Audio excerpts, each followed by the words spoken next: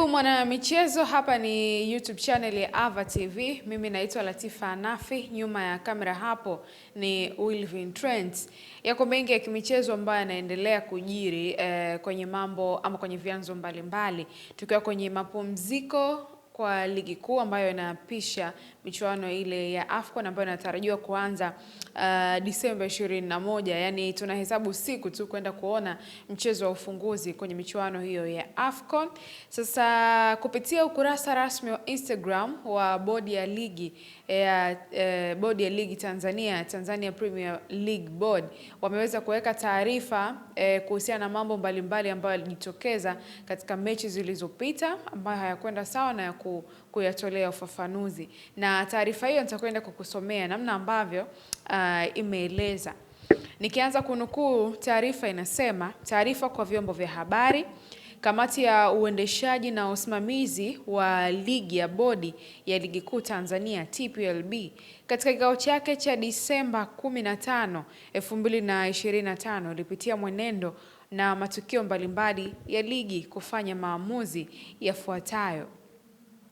Ligi kuu ya NBC mechi namba 32, Singida Black Stars 1, TRA United 3.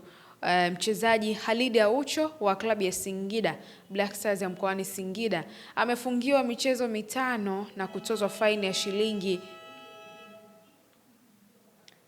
kutozwa faini ya shilingi milioni 1 kwa kosa la kufanya kitendo kisicho cha kiwanamichezo kwa kumpiga na kumsukuma mchezaji Adamu wa klabu ya TRA United wakati wa mchezo tajwa hapo juu. Adhabu hii ni kwa mujibu wa kanuni ya 41/21 ya ligi kuu kuhusu udhibiti wa wachezaji. Mwamuzi wakati wa mchezo tajwa hapo juu Alexi Pancras kutoka Dar es Salaam amepewa onyo kali kwa kosa la kushindwa kutafsiri vema sheria za mpira wa miguu na kushindwa kuchukua hatua stahiki kwa kitendo cha ukiukwaji wa sheria za mpira kilichofanywa na mchezaji Khalid Aucho. Adhabu hii ni kwa mujibu wa kanuni ya 42 ya ligi kuu kuhusu udhibiti kwa waamuzi. Mechi namba 31, Simba Sports Club 0 Azam FC 2, mchezaji Jonathan Soa wa klabu ya Simba mkoani Dar es Salaam amefungiwa michezo 5 na kutozwa faini ya shilingi milioni 1 kwa kosa la kufanya kitendo kisicho cha kiwanamichezo kwa kumpiga kiwiko mchezaji Himid Mao wa klabu ya Azam wakati wa mchezo tajwa hapo juu. Adhabu hii ni kwa mujibu wa kanuni ya 41 ya ligi kuu kuhusu udhibiti kwa wachezaji.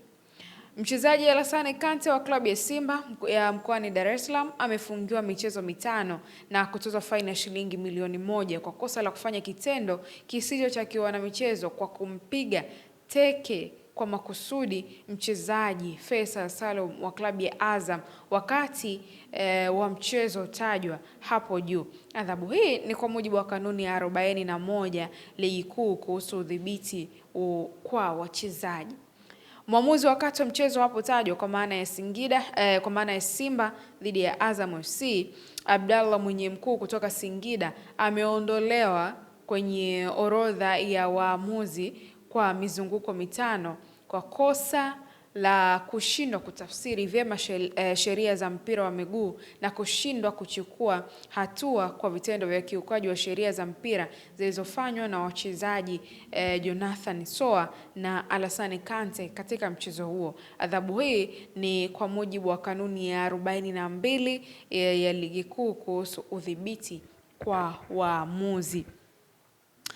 Mechi namba 46, Coastal Union 0 Young Africans 1, klabu ya Yanga ya mkoani Dar es Salaam imetozwa faini ya shilingi milioni 5 kwa kosa la shabiki wake kuruka uzio na kuingia kwenye eneo la kuchezea pitch, ambapo shabiki huyo alionekana kufika hadi kwenye goli la timu ya Coastal Union na kuinama kama ishara ya kutafuta kuchukua ama kuweka kitu. Adhabu hii ni kwa mujibu wa kanuni ya 47 ya ligi kuu kuhusu udhibiti wa klabu. Muhimu, bodi ya ligi kuu Tanzania inazikumbusha klabu zake kuendelea kusisitiza umuhimu wa mchezo wa kiungwana na tabia njema mchezoni kwa wachezaji, viongozi na mashabiki wake. Ukumbusho huu unakuja kufuatia mfululizo wa matukio ya wachezaji kufanya vitendo visivyo vya kiungwana michezo kwa wachezaji wenzao, ikiwemo kupiga pamoja na kuhatarisha usalama wa wachezaji. Matukio hayo pia yamekuwa yakileta taswira mbaya kwa ligi yetu, jambo ambalo linaweza kushusha hadhi, na kwamba licha ya adhabu kali ambazo zimekuwa zikitolewa na wachezaji husika, bado matukio hayo yameonekana kuendelea kiwanjani. Mwisho wa kunukuu taarifa hiyo ambayo ilikuwa ikiendelea mpaka kwenye michuano ile ya championship ya NBC. Sasa kufuatia adhabu hizo ambazo wamepatiwa mchezaji wa klabu ya Simba Jonathan Soa pamoja na Alassane Kante, lakini pia mwamuzi mwenye mkuu klabu ya Yanga pia kupata hiyo faini ya shilingi milioni 5.